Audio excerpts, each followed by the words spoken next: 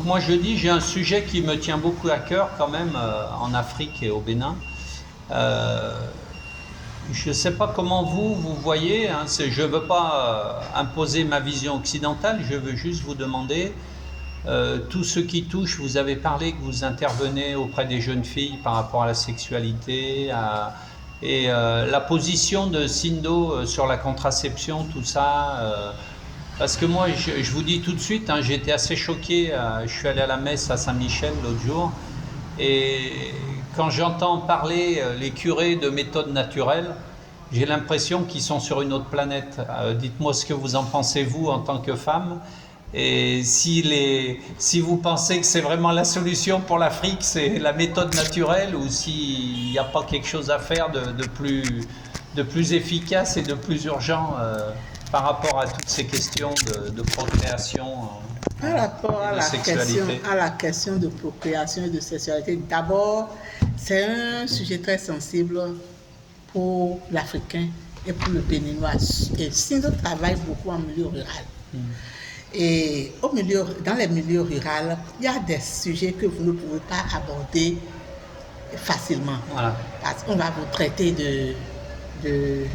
d'acculturé et disons, hors norme et d'inacceptable, surtout à cause des traditions, à cause des religions endogènes et à cause de la nature de l'Africain. Notre nature, c'est de procréer. Si vous êtes, par exemple, un enfant qui a 30 ans qui n'a pas encore fait d'enfant, d'une fille qui a 30 ans qui n'a pas encore fait d'enfant, ses parents commencent par s'inquiéter. Donc ça fait que quand nous allons pour aborder ce sujet, on sait comment on essaie de nous ménager pour aller quand même droit au but, pour essayer de les convaincre. Vous comprenez? Comme quoi, d'abord, il faut avoir le nombre d'enfants qu'on pourra supporter. Donc, faire d'enfants pour le faire d'enfants pour seulement leur remplir le ventre et ne pas pouvoir leur donner une éducation appropriée. Ça, c'est la pire pauvreté. Ça fait un. Mais faire d'enfants aussi pour ne pas pouvoir leur donner à manger, au moins, c'est aussi quelque chose qui est très grave. Ça fait que depuis, Sindo s'investit dans les actions de santé sexuelle et de reproduction. Maintenant, nous avons démarré par les méthodes naturelles. Les méthodes naturelles, en fait, les méthodes naturelles, pour nous, limitent les maladies issues des méthodes contraceptives modernes. Parce que, tout d'abord, les pilules, même les grandes pharmacies, les grands docteurs, nous avons de grands docteurs en pharmacie qui ont conseillé, qui sont de grandes femmes leaders de développement, qui ont conseillé que les pilules ne sont pas de bonnes choses. Les pilules engendrent beaucoup plus les cancers du sein surtout, cancer d'utérus ou bien de col d'utérus, mais surtout, et l'hypertension artérielle. Parce que nous sommes aussi des femmes, certaines parmi nous ont eu ces expériences-là, les implants et autres là, qui ont fait dégénérer leur système hormonal complètement. Donc, ce sont des petites filles. Nous, on ne peut pas aller leur enseigner ces systèmes-là.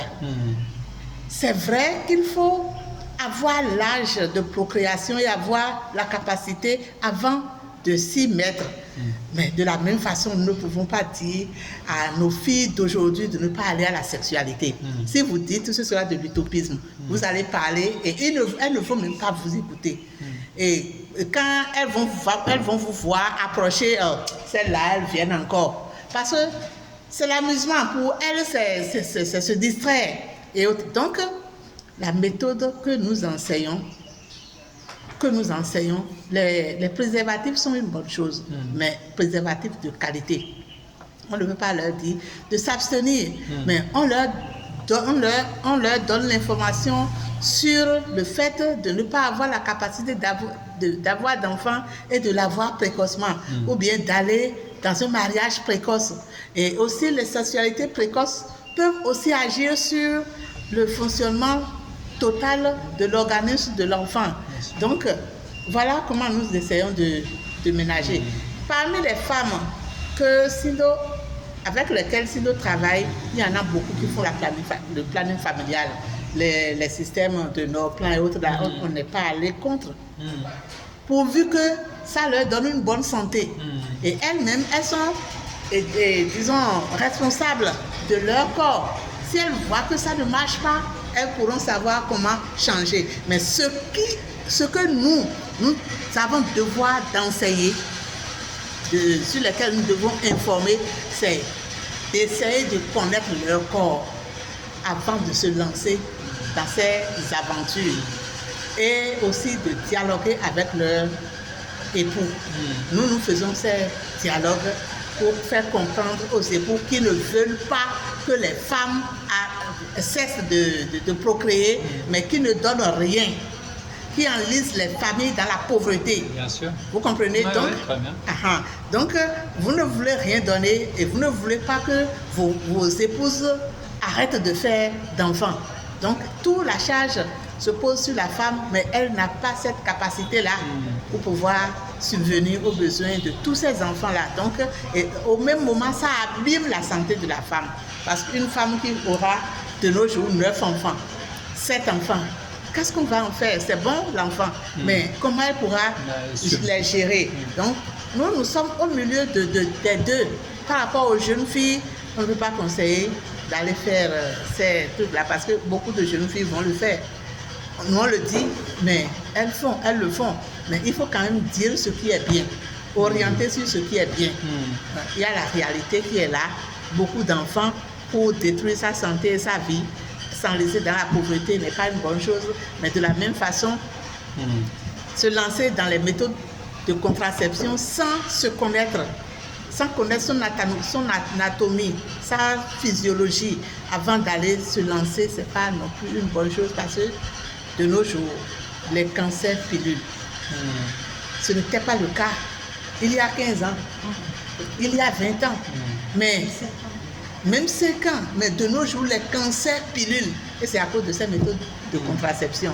Donc, il faut nécessairement que le gouvernement, je vais dire, sache sensibiliser, que les organismes internationaux sachent sensibiliser et orienter les femmes vers ces méthodes de contraception. Le mal est que nous avons une population féminine analphabète. Elles sont analphabètes. Et ces enfants que nous encadrons, il n'y a pas encore beaucoup qui... elles sont analphabètes et ignorantes.